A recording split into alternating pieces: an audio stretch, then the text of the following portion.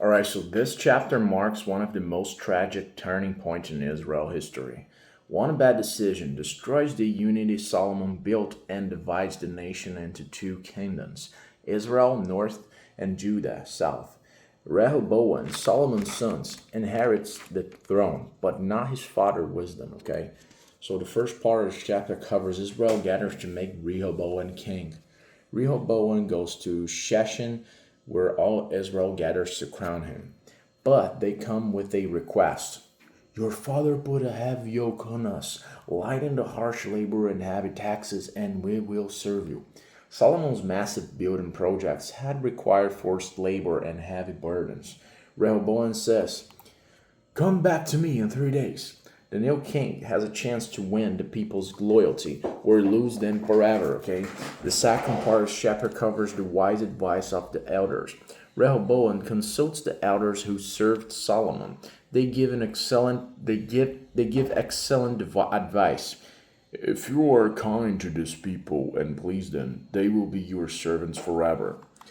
This is true leadership. Serve the people first, earn trust, and rule with compassion. A gentle answer could have united the kingdom, okay? The third part of the chapter covers the foolish advice of the young man. Rehoboam rejects the elders and turns to his childhood friends, okay? Young, arrogant men raised in luxury. They tell him, tell the people, my little fingers thicker than my father's waist. My father disciplined you with hips, but I will discipline you with scorpions. In modern words, I'm tougher than Solomon. Get ready for worse.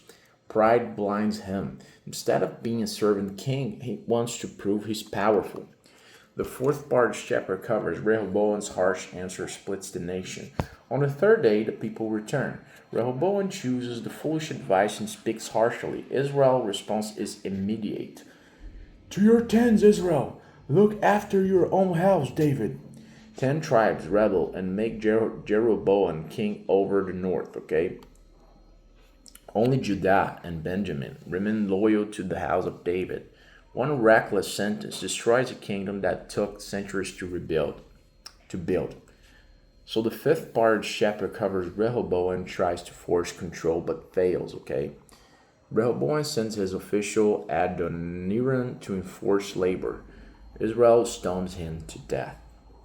Rehoboam panics and flees back to Jerusalem. It's over. The division is permanent. The kingdom will never be united again. The sixth part of the chapter covers God's hands behind the division. Chronicles gives an important insight this time. The king did not listen to the people, for this turn of events was from God. God had already decreed judgment because of Solomon's disobedience, which was told in Kings. Rehoboam's harshness fulfills God's sovereign plan. God can use even human foolishness to accomplish his purpose, okay? So what are the key lessons from this chapter, from the second Chronicles chapter 10? The first lesson is, wise leadership begins with listening. Rehoboam rejected wise counsel and lost everything. Second lesson, friends are not always advisors. The young man fed his ego, not his wisdom. Third lesson, pride destroys more than enemies. It can destroy families, nations, and destiny. Fourth lesson, God is still sovereign, okay? Even rebellion and division fulfills his plan. So in summary, this chapter tells the story of Rehoboam's disastrous decision, ignoring the elders and listening to the prideful young man. He responds harshly to Israel's request for mercy. The nation rebels. 10 tribes break away, and Israel becomes permanently divided, okay? Fulfilling God's earlier judgment.